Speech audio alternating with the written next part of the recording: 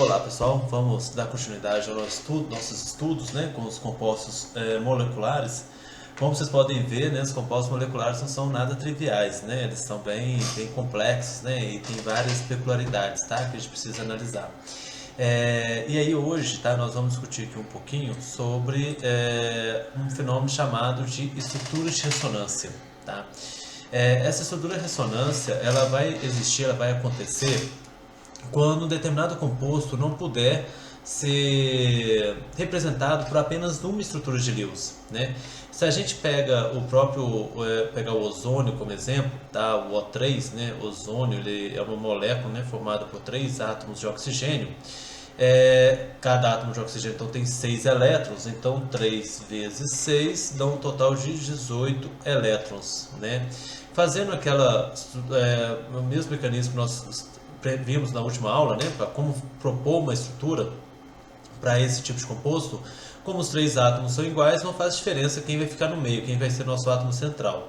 Então, ou seja, eu teria ali 3 átomos de oxigênio, né, que vão estar ligados um ao outro, tá? E eu tenho que distribuir então agora 18 elétrons aqui no total. Então eu posso colocar já aqui, né, fazendo uma ligação simples com cada um deles. Completo o octeto dos oxigênios que estão nas periferias, né? E ao fazer isso, então já tenho aqui 2, 4, 6, 8, 10, 12, 14, 16. Sobram 2 elétrons que eu coloco aqui no elemento central. 18 elétrons no total. Repare que o meu oxigênio do meio não completou o seu octeto, de forma então que eu preciso deslocar um desses pares de elétrons, né, de um desses átomos de oxigênio que está na periferia, que está ligado a ele, para ficar aqui no espaço internuclear, né, fazendo uma ligação múltipla. Nesse caso, então, repare que eu posso ter tanto essa estrutura, né, ligado aqui uma dupla ligação, né, com um dos oxigênios, e uma ligação simples com outro, né, ou seja, eu teria uma estrutura de Lewis, né, assim, né, ó, uma ligação simples e uma dupla com outro oxigênio. No entanto, o que acontece? Quando nós temos, há uma diferença, né, entre ligações simples e dupla. As ligações duplas, como eu tenho aqui maior quantidade de pares de elétrons no espaço internuclear, eu tenho uma força eletrostática maior, né, atraindo esses 2 núcleos desses 2 átomos, diferente de uma ligação simples, que é apenas um par de elétrons. De forma que o comprimento de uma ligação dupla é diferente de um comprimento de uma ligação simples, né? Eu poderia representar aqui, só para deixar um pouco mais didático, né? Ou seja, como se a ligação simples ela fosse maior do que uma ligação dupla, que é maior do que uma tripla, né? A tripla ainda é mais curtinha ainda a ligação. De forma então que a distância entre 2 núcleos de oxigênio deveria ser maior do que a distância entre os outros 2 núcleos dos outros 2 oxigênios, né? Ou seja, essa distância entre esses 2 núcleos teria que ser maior do que essa distância entre esses 2 núcleos aqui. Ou seja, quando eu medisse o comprimento de uma ligação de uma molécula de O3, era para eu ter 2 comprimentos de ligações. Uma ligação, né, um comprimento de ligação menor do que o outro. No entanto, não é o que se verifica experimentalmente, né?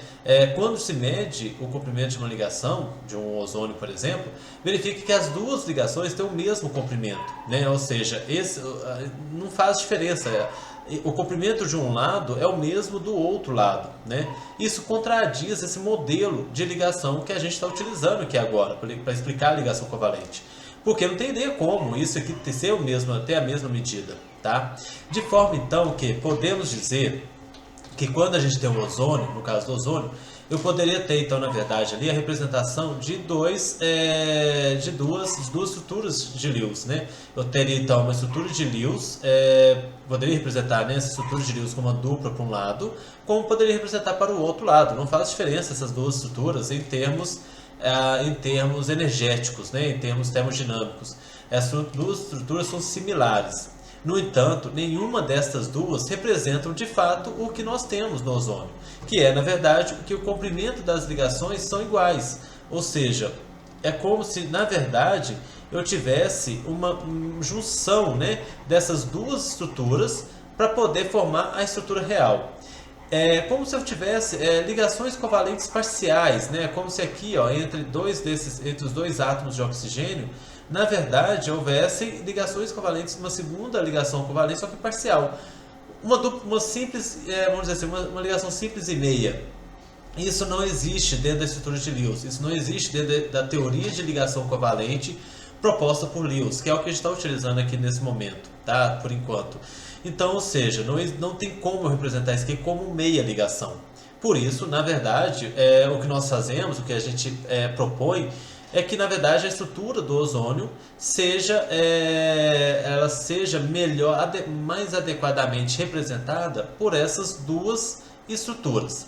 Essas estruturas aqui agora, que são representantes, né, dessa estrutura real do ozônio, nós vamos chamar de estruturas de ressonância.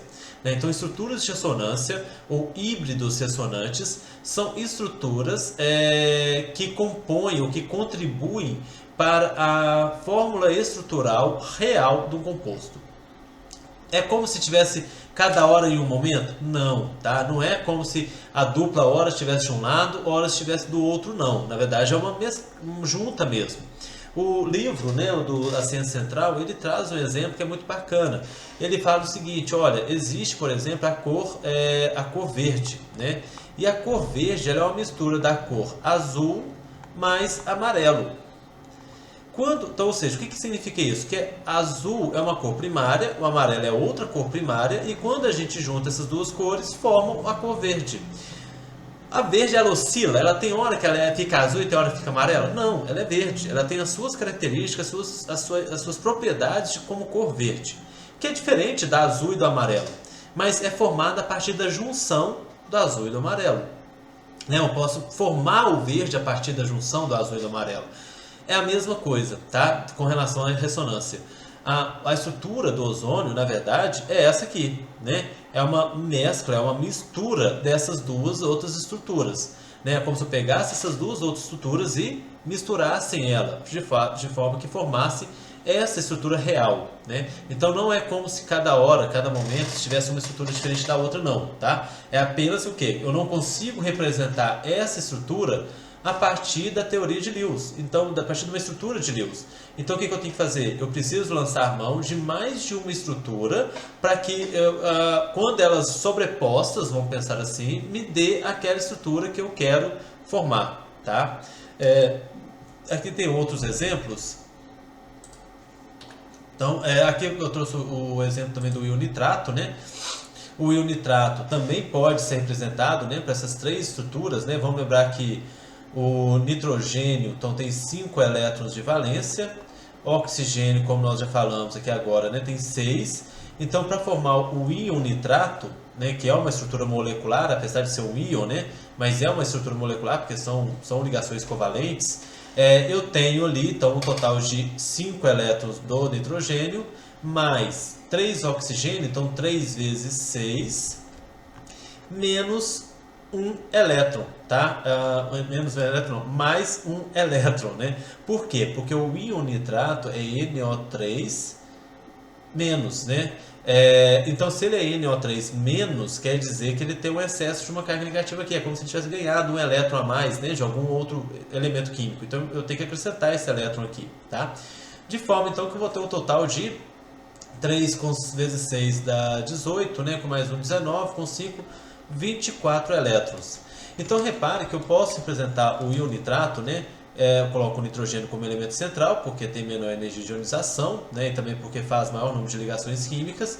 Faço uma ligação química com cada um dos oxigênios e completo o octeto dos oxigênios, né? Conforme está aqui, tá?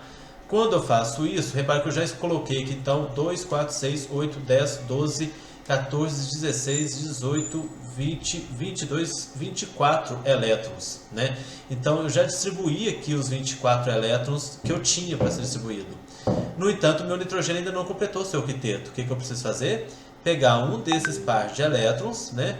E colocar, fazendo uma ligação múltipla, tá? Só que eu poderia pegar, nesse caso aqui, o par de elétrons de qualquer um desses oxigênios, ok? E fazendo aqui uma ligação dupla. De forma então que eu teria essa seguinte estrutura de Lewis, né? O nitrogênio então fazendo uma ligação dupla com um dos oxigênios e ligações simples com outros 2 oxigênios, tá? Eu poderia ter essa estrutura de Lewis aqui. No entanto, e aqui com uma carga negativa, tá? Então eu tenho uma carga negativa que está distribuída aqui. No entanto, quando a gente vai medir, né, os comprimentos dessas ligações, a gente verifica que todas as ligações têm o mesmo comprimento. Então não há distinção entre uma ligação e outra, né? Se essas ligações então todas são iguais, e aí eu posso também representar esse meu composto com essa ligação dupla variando na posição com cada um desses oxigênios, é de se pensar então que também há uma estrutura que também são, né, que a estrutura do íon nitrato também seja, né, melhor representada por estruturas ressonantes, como está aqui, né? Então aqui eu tenho estruturas ressonantes, né, do íon nitrato, que na verdade, né, vai ter uma, eu não coloquei aqui a forma híbrida dele, né, mas então eu vou escrever aqui rapidamente, deixa eu só apagar esses pontinhos aqui para não causar confusão. Mas então eu teria, né, que o íon nitrato seria melhor representado, ou a forma real dele, né, seria mais parecido com a sobreposição dessas três estruturas ressonantes, de forma que eu teria então o nitrogênio ligado por ligações simples com os oxigênio e uma ligação parcial entre eles, né, representada por esse pontilhado, de forma que eu tenho aqui, né, uma carga negativa resultante, tá? Eu tenho uma carga negativa, um elétron a mais que está distribuído dentro dessa estrutura, tá? Então o íon nitrato, ele é uma oscilação entre essas estruturas? Não, ele é uma sobreposição dessas estruturas para formar essa estrutura aqui real, né, do íon.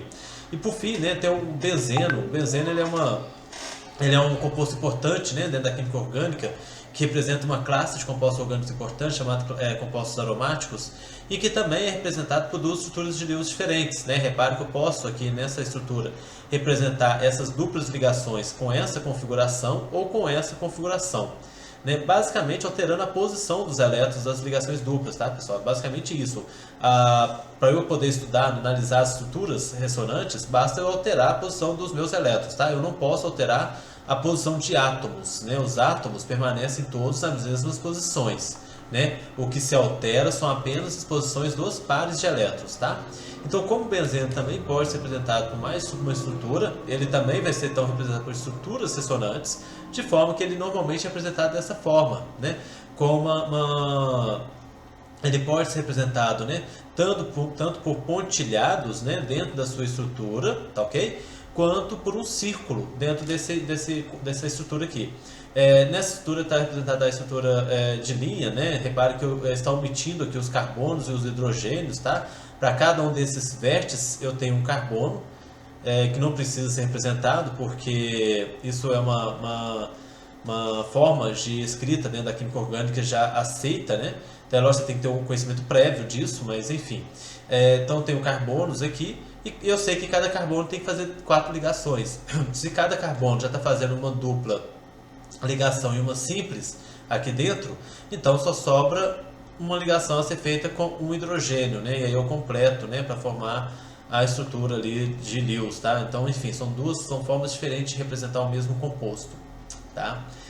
Pessoal, espero que vocês tenham entendido um pouquinho sobre estruturas ressonantes, beleza? E aí a gente volta dando continuidade ao próximo conteúdo de compostos covalentes. Se eu não me engano, vamos entrar em exceções da regra do octeto, beleza? Até daqui a pouco.